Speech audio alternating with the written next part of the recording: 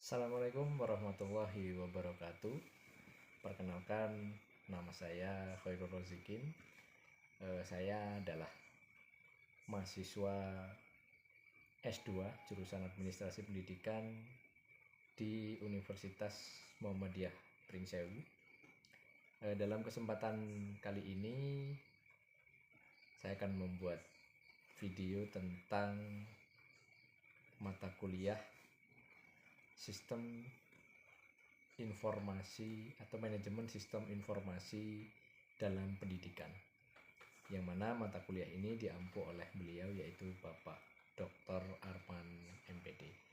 Dan dalam video kali ini saya akan menjelaskan tentang sistem informasi untuk pengambilan keputusan, yang mana dalam setiap sistem informasi, dalam setiap pengambilan keputusan kita perlu menggunakan yang namanya yaitu sistem informasi.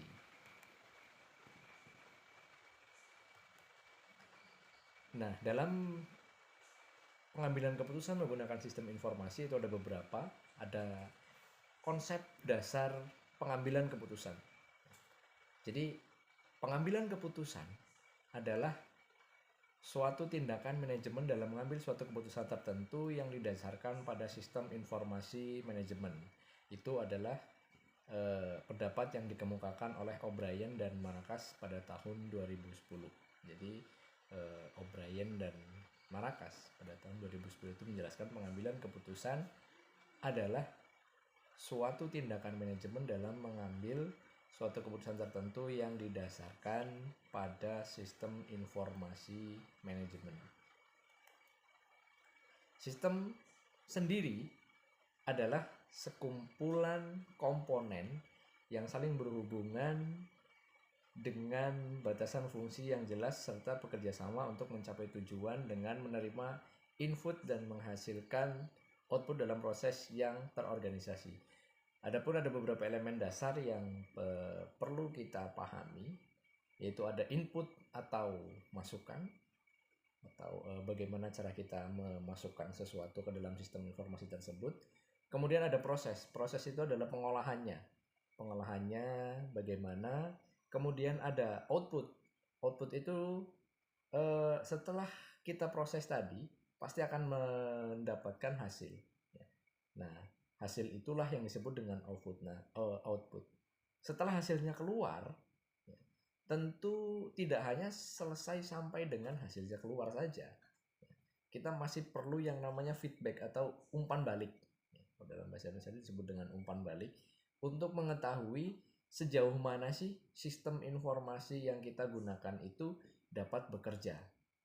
Makanya kita juga harus ada feedback baik dari pengguna ataupun dari pengelola sendiri.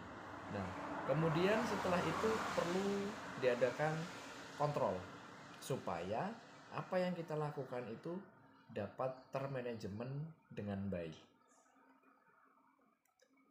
Kemudian sistem informasi juga adalah bagian gabungan yang terorganisasi dari sekelompok orang, perangkat keras, perangkat lunak, jaringan komunikasi, sumber daya data, serta kebijakan dan prosedur yang mengumpulkan, mengolah, dan menghasilkan informasi pada suatu organisasi. Nah, kemudian ada yang namanya sistem pendukung keputusan atau SPK. Nah, menurut O'Brien dan Marcus tahun 2010, sistem pendukung keputusan dapat mendukung pengambilan keputusan bagi organisasi. Kemudian organisasi melakukan pengambilan keputusan berdasarkan informasi yang mengalami perubahan secara cepat. Artinya organisasi-organisasi melakukan pengambilan keputusan itu berdasarkan informasi. Misalnya di sekolah itu ada organisasi contohnya yang dalam lingkup satu daerah tertentu atau satu lingkup tertentu ada organisasi atau komunitas KKG. Nah, organisasi KKG tadi melakukan pengambilan keputusan berdasarkan informasi yang mengalami perubahan secara cepat. Misalnya nih, terjadi perubahan perubahan kurikulum. Terjadi perubahan kurikulum, maka disampaikan melalui forum KKG tadi,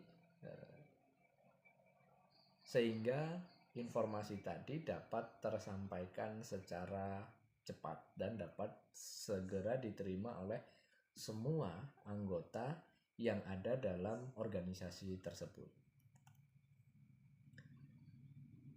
Kemudian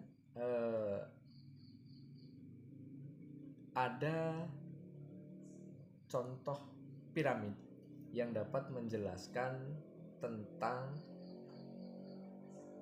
decision structure. Yang pertama, yang paling atas yaitu strategic management atau executive and director, kemudian tactical management, kemudian operasional management. Jadi berdasarkan piramid tersebut dapat dijelaskan bahwa tingkat pengambilan keputusan manajemen tetap, tapi ukuran, bentuk, dan partisipan terus berubah. Struktur organisasi saat ini terus berkembang. Artinya pengambilan keputusan dalam manajemen itu tetap, akan tetapi ukuran, bentuk, dan partisipannya terus berubah. Orangnya itu pasti akan terus mengalami perubahan dari generasi ke generasi berikutnya. Kemudian yang selanjutnya yaitu hubungannya dengan relevansinya dengan organisasi pendidikan. Sistem pendukung keputusan atau SPK dapat mendukung organisasi pendidikan dalam pengambilan keputusan. Organisasi pendidikan dalam hal ini dapat melakukan pengambilan keputusan berdasarkan informasi yang mengalami perubahan secara cepat. Seperti yang saya sampaikan tadi, misalnya di forum KKG tadi dapat mengambil keputusan berdasarkan informasi yang dapat disampaikan secara cepat. Kemudian tingkat pengambilan keputusan di tingkat pimpinan organisasi pendidikan harus didukung oleh teknologi informasi, manajemen strategis, manajemen taktis, dan manajemen operasional. Kemudian yang selanjutnya yaitu tentang peran sistem informasi dalam mendukung pengambilan keputusan. Jadi menurut O'Brien dan Maracas tahun 2010, penggunaan sistem informasi berperan dalam mendukung pengambilan keputusan. Dalam hal ini telah menjadi salah satu fungsi utama penggunaan teknologi informasi. Kemudian menurut Howard Dresner pada tahun 1989 mengusulkan intelijen bisnis yang menggambarkan konsep dan metode untuk meningkatkan pengambilan keputusan dengan menggunakan fakta. Artinya ketika kita akan mengambil keputusan, ketika kita akan membuat sebuah keputusan harus didasarkan pada fakta empiris yang memang benar-benar terjadi di lingkungan pendidikan kita.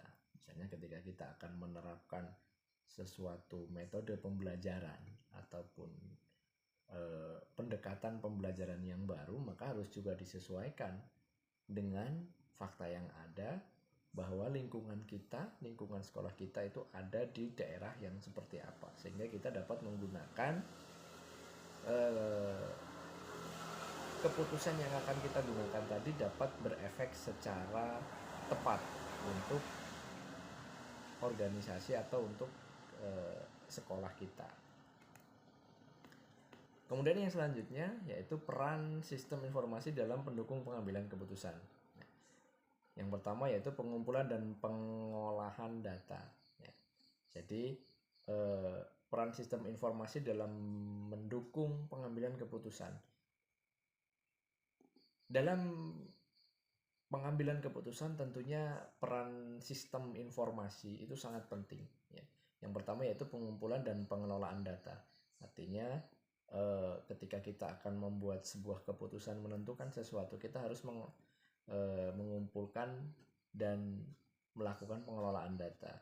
Kemudian yang kedua, pemrosesan informasi. Dari data-data yang kita dapatkan tadi, kita proses lagi apakah data tadi benar-benar bisa kita gunakan atau tidak. Kemudian penyediaan informasi secara real time. Artinya kita menggunakan sistem informasi itu yang dapat diakses dari mana saja dan kapan saja bisa kita akses. Seperti contohnya begini, ketika kita menggunakan mobile banking, ya, itu kan kita bisa mengakses lewat mana saja, dari mana saja bisa kita akses. Kemudian yang selanjutnya yaitu mendukung pengambilan keputusan berbasis fakta. Artinya keputusan-keputusan yang kita ambil tadi sesuai dengan fakta yang ada. Kemudian yang selanjutnya pemodelan dan simulasi. Ya. Jadi ketika kita akan menerapkan sesuatu, bagaimana kita coba untuk simulasikan terlebih dahulu. Kemudian yang selanjutnya menyajikan informasi yang mudah dipahami. Menyajikan informasi di sini seperti contohnya ketika kita akan melaksanakan penerimaan peserta didik baru, itu kita bisa menggunakan informasi-informasi atau menyebarkan informasi-informasi yang dapat dipahami oleh audiens atau oleh masyarakat sekitar yang sekiranya akan mendaftarkan anaknya ke sekolah kita.